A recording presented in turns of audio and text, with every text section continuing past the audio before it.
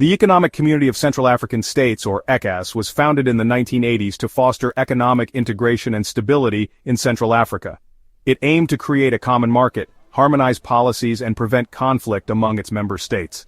Rwanda's relationship with ECCAS has been turbulent, marked by both engagement and withdrawal, reflecting its shifting regional priorities. In June 2025, Rwanda announced its definitive withdrawal from ECCAS, a move that reverberated across the continent. This decision was triggered by deepening tensions with the Democratic Republic of Congo, turning ECCAS from a platform for unity into a diplomatic battleground. Rwanda's exit is a stark reminder of how fragile regional unity can be and how quickly decades of cooperation can unravel. The breaking point came at the June 2025 ECCAS summit in Equatorial Guinea. Rwanda was due to assume the rotating chairmanship, a routine handover symbolizing equal standing among members, but the DRC, backed by allies, fiercely opposed Rwanda's leadership, citing accusations of destabilizing a fellow member state. In a dramatic move, ECCAS leaders extended Equatorial Guinea's chairmanship, bypassing Rwanda and breaking protocol. For Rwanda, this was a public humiliation and a clear sign the bloc was siding with the DRC. The summit, meant for cooperation, became a stage for open confrontation. Denied its rightful turn, Rwanda saw this as a calculated effort to isolate it. This act directly precipitated Rwanda's decision to withdraw from ECCAS. Rwanda's response to the ECCAS summit was immediate, resolute, and left no room for ambiguity. Within hours of the bloc's decision, Kigali made it clear that it would not accept what it saw as an unjust verdict. The government's reaction was not just swift, but also deeply principled, reflecting a broader determination to defend national interests on the regional stage.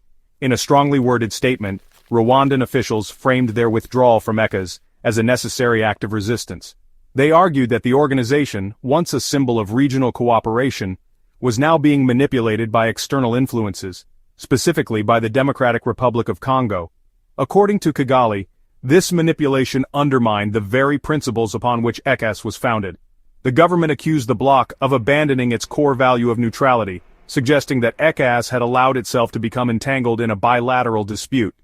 Rwandan leaders expressed disappointment, stating that the organization's actions no longer reflected the collective interests of Central Africa, but rather the agenda of a single member state. For Rwanda, remaining in ECCAS under these circumstances would have meant endorsing a process it viewed as fundamentally flawed and biased. Officials argued that their continued participation would only serve to legitimize decisions made without fair consideration or due process. This move was far more than a bureaucratic maneuver. It was at its core a political protest, a clear message to the region and the world that Rwanda would not stand by while its sovereignty was challenged. The government saw the bloc's actions as evidence of an emerging alliance against Rwanda, one that threatened to isolate and scapegoat the country. Accepting the summit's decision, Rwandan officials argued, would have been tantamount to admitting guilt in a conflict they have consistently denied responsibility for. The government maintained that it was being unfairly targeted, and that the accusations leveled against it were politically motivated rather than based on objective evidence. By choosing to leave ECCAS, Rwanda sent a powerful signal. It would not be part of an organization that, in its view, had abandoned impartiality and condemned a member state without a fair hearing. The act of withdrawal was both symbolic and practical, underscoring Rwanda's refusal to accept what it saw as a miscarriage of justice. The government insisted that under these circumstances withdrawal was the only honorable and dignified course of action left. Officials emphasized that their decision was not made lightly, but was instead a reflection of their commitment to national integrity and self-respect. For Rwanda, this was about more than just a seat at the table. It was about defending its sovereignty, standing up for its principles, and rejecting a process it believed had been corrupted by political interests. In the eyes of Rwandan leaders, their stand was not just for themselves, but for the idea that every nation deserves fair treatment and respect on the international stage. The roots of the current diplomatic crisis can be traced deep into the conflict-ridden eastern region of the Democratic Republic of Congo, a place long marked by instability, violence, and competing interests. For decades, this area has been a battleground for various armed groups, each vying for control over land, resources, and influence, while local communities have borne the brunt of the chaos. In early 2025, the M23 rebel group launched a major offensive, capturing the strategic cities of Goma and Bukavu. This sudden advance sent shockwaves through the region, forcing hundreds of thousands of civilians to flee their homes. Displacement camps quickly became overcrowded, and the humanitarian crisis deepened as families struggled to find food, shelter, and safety. The violence not only uprooted lives, but also destabilized the fragile peace that had been painstakingly built over the years. The Congolese government, along with international observers and human rights organizations, accused neighboring Rwanda of providing direct military support to the M23 rebels. These allegations included claims of weapons shipments, logistical backing, and even the presence of Rwandan troops fighting alongside the insurgents. The accusations quickly drew global attention, with journalists and diplomats arriving in the region to investigate the rapidly unfolding crisis. A United Nations report released in 2024 provided further evidence, stating that thousands of Rwandan soldiers were actively engaged in combat operations with M23. This report was echoed by statements from the United States and France, both of which condemned Rwanda's alleged involvement and called for an immediate end to external interference in the DRC's internal affairs. The presence of UN peacekeepers in the region underscored the seriousness of the situation, as international forces struggled to maintain order and protect civilians. Rwanda's suspected role in fueling the conflict quickly became the central issue poisoning diplomatic relations across Central Africa. The topic dominated discussions at the ECCAS summit, where leaders from across the region gathered in tense meetings, each side presenting their case and demanding accountability. The atmosphere was charged, with deep mistrust threatening to unravel years of regional cooperation. For the DRC, the M23 insurgency is not just a security threat. It is seen as a direct Rwandan invasion, motivated by a desire to exploit the region's vast mineral wealth. The Eastern DRC is rich in gold, coltan, and other valuable resources, making it a tempting target for those seeking profit amid chaos. Armed guards now patrol mining sites, and the struggle for control over these resources has only intensified the conflict, fueling suspicions and deepening animosities. This deep conviction led the DRC to take a dramatic stand at the ECCAS summit, blocking Rwanda's bid for the chairmanship. For Congolese leaders, it was unthinkable to allow a country accused of aggression to lead a bloc dedicated to peace and security. The move sparked heated debate and further strained relations, as officials argued over the future direction of the organization and the principles it should uphold. The ongoing conflict in Eastern DRC has thus become the flashpoint for a much larger crisis within ECCAS, exposing deep divisions and testing the resolve of regional leaders. As violence continues and diplomatic tensions rise, the future of peace and cooperation in Central Africa hangs in the balance, with the world watching closely to see what comes next. The DRC accuses Rwanda of orchestrating the M23 rebellion to destabilize the Kivu provinces and profit from illicit mineral trade. Kinshasa argues that Rwanda's actions breach the principles of regional cooperation and threaten sovereignty. DRC officials insist that allowing Rwanda to lead ECCAS would legitimize aggression and set a dangerous precedent. Rwanda, for its part, categorically denies supporting M23, claiming its military actions are defensive and aimed at neutralizing hostile militias like the FDLR. Kigali argues it is scapegoated for the DRC's internal failures and insists its security concerns are legitimate. The two sides are locked in a narrative battle, one of Rwandan aggression, the other of Congolese state failure. This deep divide lies at the heart of the diplomatic breakdown. Both believe their national security is at stake, making compromise elusive. At the June 2025 summit, ECCAS went beyond blocking Rwanda's chairmanship. It issued a formal condemnation of Rwanda's alleged aggression.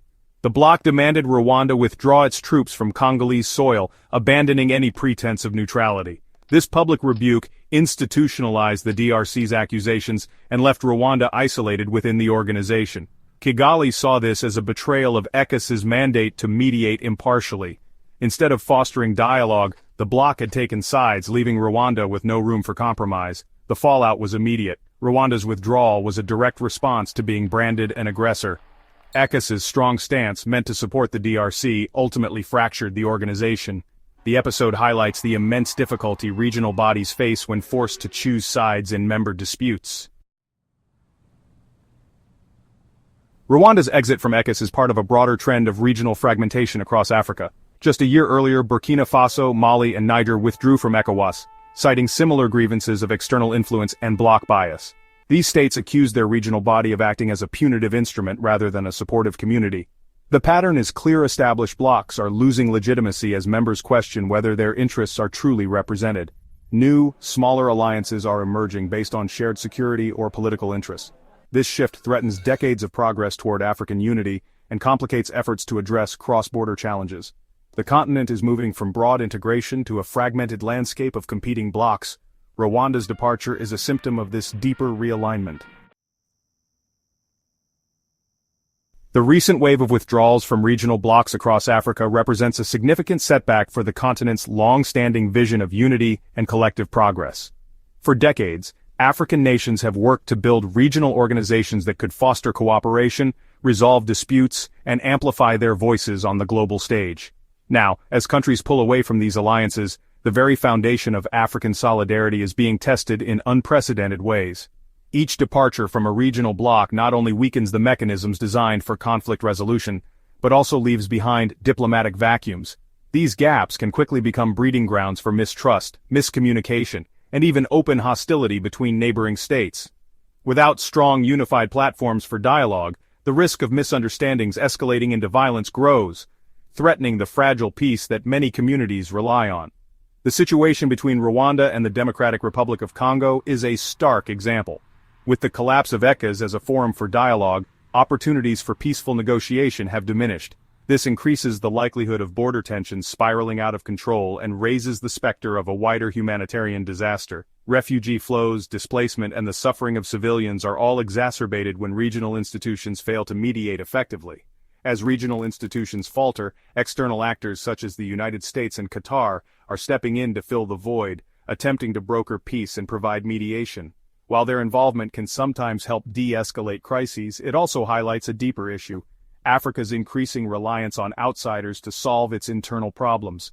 This dependence on foreign mediators underscores the ongoing struggle for African nations to manage their own affairs independently. It raises questions about sovereignty, self-determination, and the ability of African leaders to chart their own course without external interference. The absence of strong homegrown institutions leaves the continent vulnerable to outside interests and influence. The stakes are even higher in the Great Lakes region, where vast mineral wealth is both a blessing and a curse. Stability here is not just a local concern, it's a global one. The minerals extracted from this region are essential to international supply chains, powering everything from smartphones to electric vehicles. As the world races toward a green energy transition, the peace and security of Central Africa have become inextricably linked to the future of global industries. The potential rewards for peace are enormous. Stability could unlock billions of dollars in investment, create jobs, and drive economic growth across the continent, but the costs of continued conflict are equally staggering: destroyed infrastructure, lost livelihoods, and the disruption of industries that the world depends on. The choices made now will shape not only Africa's future but also the fortunes of countless people around the globe. Ultimately, this crisis is a defining test for Africa. Can the continent build institutions strong enough to manage its own future, resolve disputes peacefully, and harness its immense potential?